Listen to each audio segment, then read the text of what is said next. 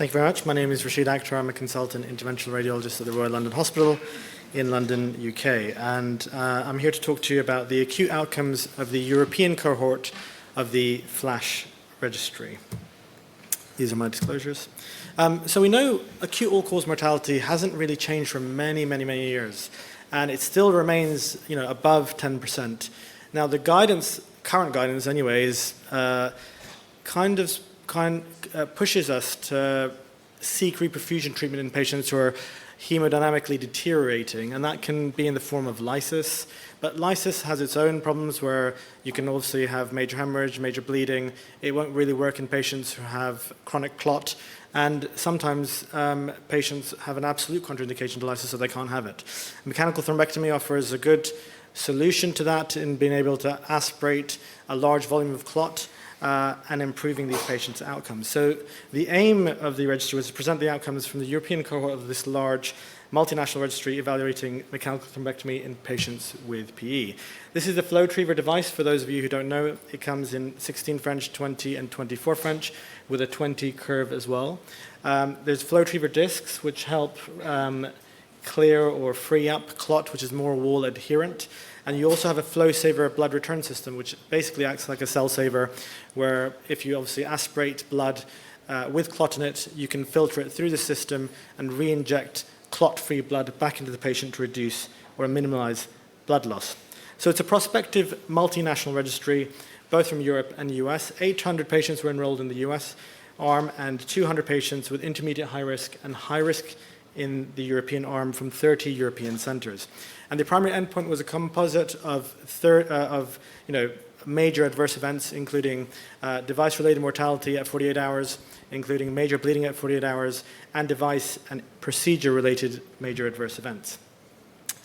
Now, interestingly, from the data, nearly 25% of patients had a contraindication to lysis, and 22.5% of patients actually had active cancer at the time of treatment. Very interestingly, roughly 56% of patients had a concomitant DVT. So that's a reminder to all of us when doing these procedures not to ignore the other side and make sure you actually evaluate and check that they don't have contralateral DVT. The most crucial difference between this and the US cohort is that 40% of these patients were high risk versus 6.7% in the US arm. So 40% of these patients were hemodynamically unstable at treatment, and the rest were intermediate high risk, all of whom had raised troponin, raised BMP, had a central PE, and majority of which were bilateral. So very sick cohort of patients. In terms of blood loss, you can see about 250 mils on average. But then when the flow saver device was introduced at a later stage, when it received the European license, it's only about 110 mils now, the average blood loss per procedure. In terms of procedure time, it's quick. So the total procedure time being roughly 65 minutes, and then the actual thrombectomy time, which is when the device was actually put into the blood vessel, and then aspiration, about 45 minutes. So it's not going to take you all day to do these procedures. About 55% of patients went to ITU afterwards, and half of those were because of just protocol, and the rest were for monitoring. So you can imagine this very sick group of patients, usually all of them would go to ITU afterwards, but only about half of them went to ITU. In terms of safety profile, you have no device-related mortality at 48 hours, and you had 5 patients who had major bleeding events, and 3 patients who had procedure or device-related adverse event. And all-cause mortality at 48 hours being very low at 2%.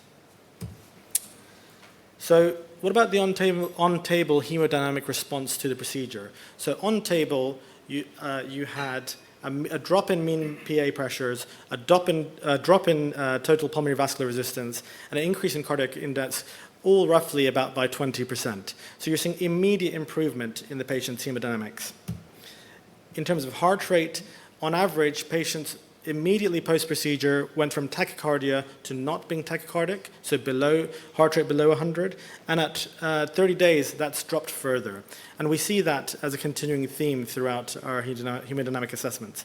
In terms of supplemental oxygen, almost all patients were on supplemental oxygen at the time of procedure. At 48 hours, you had 67% of patients on room air, and at 30 days, 97% of patients were on room air. So we can see it's really making a big difference. And this is one of the things that differentiates this data from perhaps cardiology data, where they ignore the lungs and ignore oxygenation. RV-LVA ratio as well, and RV function has showed continued improvement from 48 hours to 30 days. And that's the same with the dyspnea scores. So the MMRC dyspnea scores, the higher the number, the worse the dyspnea. And patients showed continuous improvement, and at 30 days, the majority had no dyspnea or little dyspnea. So in conclusion, the outcomes from the European patients in the FLASH registry is comparative to the large US study cohort, which is of 800 patients, demonstrating that the FlowTriever system is safe and effective. At 48 hours, all-cause mortality was at 2% with 0 device-related mortality. Hemodynamics have been demonstrated to be improving on table and continuously at 48 hours and at 30 days. And with these positive results, we can say that the FlowTriever was a safe and viable device to use for treating patients with intermediate high risk and high risk PE.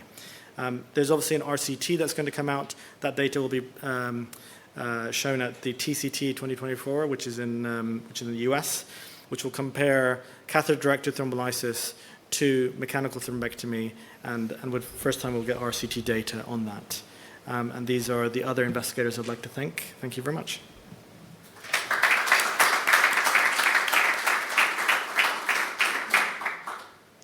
Any questions from the audience? And don't forget, you can submit them in the app as well.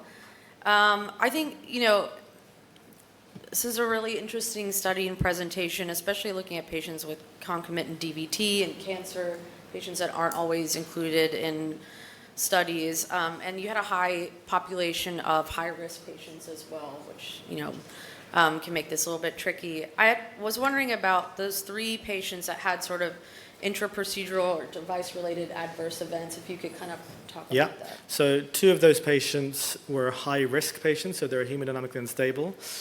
2 of them had intra-procedural cardiac arrest. So during the procedure, the patients were obviously unstable, and as the procedure progressed, they became more and more unwell, and then they arrested. So those were classified as procedural-related adverse events. 1 patient had reperfusion edema post FlowTriever thrombectomy, but they also had COVID. They had been given thrombolysis, which had failed. They also had some pulmonary infarction. They had bleeding. All this prior to the procedure. So that was deemed as, an adverse event, but not necessarily procedure related. Yeah, I think that's a good point to make here, is not necessarily device related. Yeah, once you go into high risk, it becomes quite complex, because obviously these patients are dying and you don't do anything and they're going to die. They've been given thrombolysis, they're going to die. So it becomes a bit complex, but with the number of patients that have been done both in the US and in Europe, I think we've got good data now to say it's safe and effective.